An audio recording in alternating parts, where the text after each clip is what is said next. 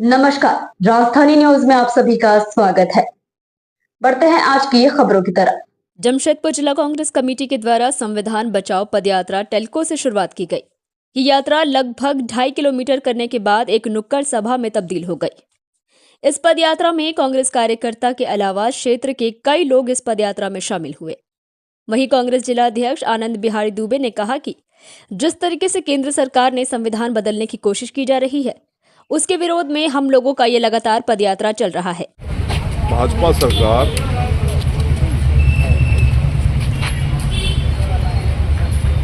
उतारू है भारत के उन सभी सपूतों का अस्तित्व को मिटाने के लिए जिन्होंने इस देश को बनाने में अपना सर्वस्व लगाया। आप देखेंगे कि कैसे एक सोचे समझे रणनीति के तहत सिलेबस से अपने महान क्रांतिकारियों का जीवनी को हटाया जा रहा है। कैसे सोचे समझे तरीके से महात्मा गांधी जी को बदनाम करने का और उनके ऊपर दोषारोपण करने का प्रयास किया जा रहा है। कैसे गोडसेवादी विचारधारा को इस देश पर थोपा जा रहा है। कैसे बाबा साहब भीमराव अंबेडकर जैसे व्यक्तित्व को अपमानित अमित शाह जैसे व्यक्ति के द्वारा किया जा रहा है। ये सारी चीजें इस देश में एक खतरे का सूचक है कि इस देश के इतिहास को बदलना चाहती है।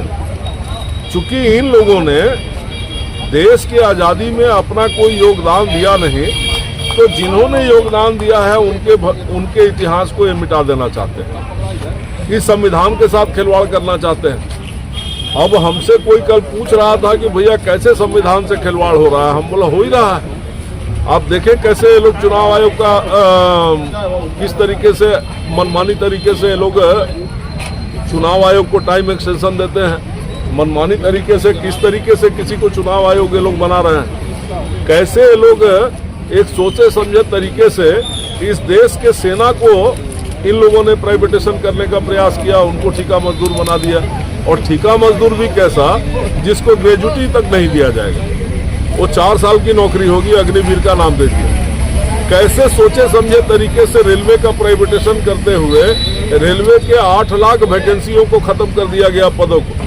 कैसे सोचे समझे तरीके से बैंकों का प्राइवेटाइजेशन और उनके मर्जर को आधार बना करके बैंक से करीब 3 लाख नौकरियों को खत्म कर दिया गया। तो ये लोग एक सोचे समझे तरीके से पूरे व्यवस्था को बदल देना चाहते हैं, संविधान को बदलना चाहते हैं, और इसके विरुद्ध में कांग्रेस सड़क पर है। कांग्रेस कभी नहीं ऐसा होने देगी कि इस देश के महापुरुषों के इतिहास के साथ कोई खिलवाड़ करे।